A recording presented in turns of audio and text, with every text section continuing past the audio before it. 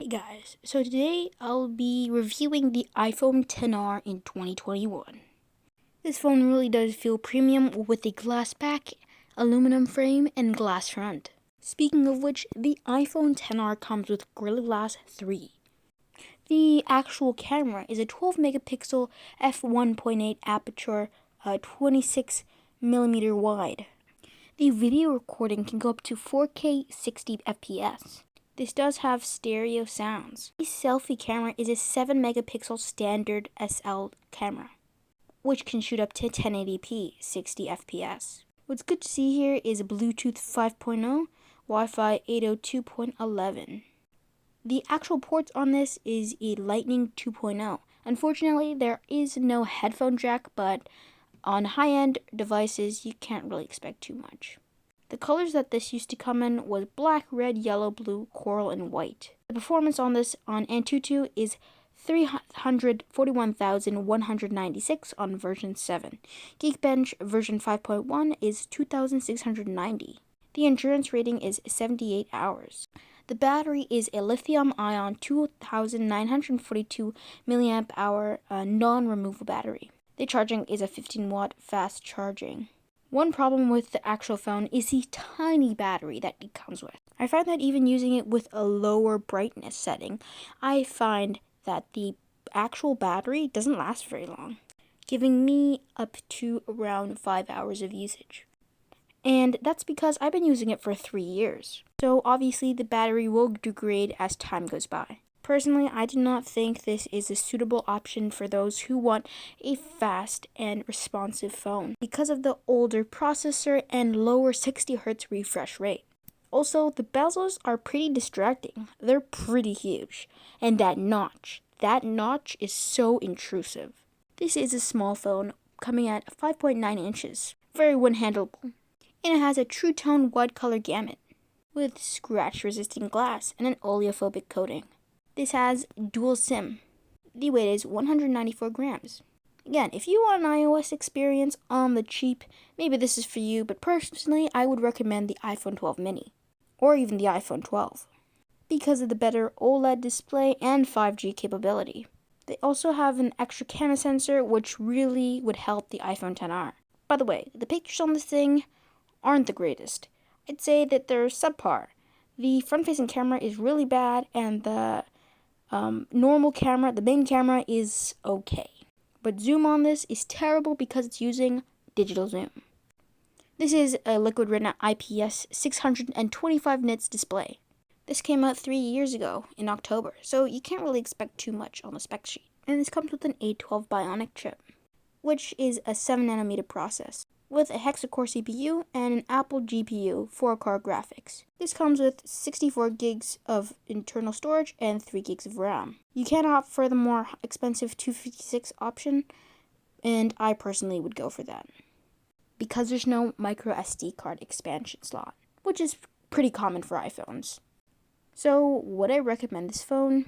Not really, because this phone has too many problems for the price. Personally, I would go for a more expensive iPhone or a cheaper Android device, which something like the Pocophone 3 is great. By the way, go check that out on my channel. I think if you're looking for a cheap, subpar $500 phone, Pocophone F3 is great. And I meant to say sub 500, not subpar.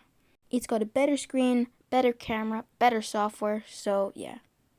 If you currently own one, I think you don't need to upgrade until the iPhone finally gets a refresh where they somehow get rid of that annoying notch. By the way, the camera flicker on the notch is not really visible in real life. It's only something I can catch on my camera. By the way, I'm shooting it on my Pocophone F3, so if you're interested, the camera isn't the best, but I think you should go check out my videos to take a look at a deeper, in-depth process of how the camera looks.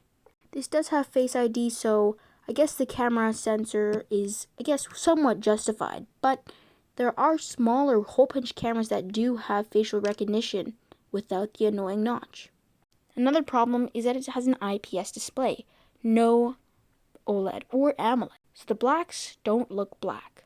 This used to have one of the biggest batteries at the time for iPhones, but now the battery begins to degrade, and so it's not very good. I found myself having around 4 hours of extreme battery usage. Content consumption is subpar, again, because of that annoying notch. And I guess if you're an iPhone user, I guess you wouldn't care very much because the newest iPhones still have the notch. But as an Android user, I find it extremely annoying. And I guess the widgets and the actual customization on iOS, again, this is not something that the 10R has, but mainly iPhones, they just aren't very customizable. You can't really make them your own. And yes, they did add widgets and new things in the iOS 14 update, which is now iOS 15, but the widgets aren't very customizable, and they are very limited in what they can do. And something that would take 1 step on an Android device takes 5 steps on an iOS device. The Apple logo isn't moved down, so it looks like an iPhone 8 that moved the light sensor to the right-hand side to the bottom. But something I will give to the iPhone is that I found very little bugs. And the compact size is just really, really comfortable. And the thing with the phone is that the handability is very, very important. Haptics on this phone are great, just as other iPhones. And for the time, this actually was the best-selling iPhone. So I guess if you went all the way back to 2018, I would have recommended it back then. But right now, as I said before, I really wouldn't recommend it. But if you're still rocking one, just stick to it, again, until the new iPhone 13 or whatever iPhone comes out with smaller notches. The lightning cable is a bummer though, because I wish there was USB Type-C, but that's another Apple hit, not really relating to the iPhone XR itself. Again, this is the pictures that you'll see in the viewfinder, how it would look. And my actual lighting situation isn't the greatest, so it does look darker than it actually is in real life. This is the selfie camera, and this is the type of pictures you'd be expecting to see. Annoyingly, there's no notification LED status, although you see one in the camera, which is really, really frustrating. Like, why don't they add that on the notification screen? Those bezels, though. Ugh. I know I said it before, and I'll say it again. I can't stand them. By the way, if you're enjoying this video, it would really help out if you liked and subscribed, because it would help out the channel and me, so I can create videos similar to this, and yeah. Also hit that bell icon to get notified for more content on my channel. I'm really trying my best to make as good content as I possibly could, and having a bigger budget would really help out the video quality. Also, if there's any other sponsorships open, I'm willing to take them, and yeah. I find that Google Apps don't work the best with iOS because, well, they kind of conflict. And the annoying thing is that the iPhone comes with so many apps, so many Apple apps that I personally don't find myself using. But hey, if you use it, keep rocking on. And to be fair to Apple, you can delete them anyway. The power buttons feel clicky, and it is a generally nice experience when you don't realize the actual screen or performance. Speaking about performance, the performance on this thing is mediocre. Compared to other $400 devices, this is 10 times faster, except for the Pocophone 3. And again, that's a special phone. But again, to most other phones, this is going to feel extremely fast. Although not the A14 Bionic, it is the A12, which is pretty good. And that is the end of the video, so thank you for watching. Hit that like and subscribe button. As I said before, it would really help with the channel. So yeah. See ya. Tech Time out.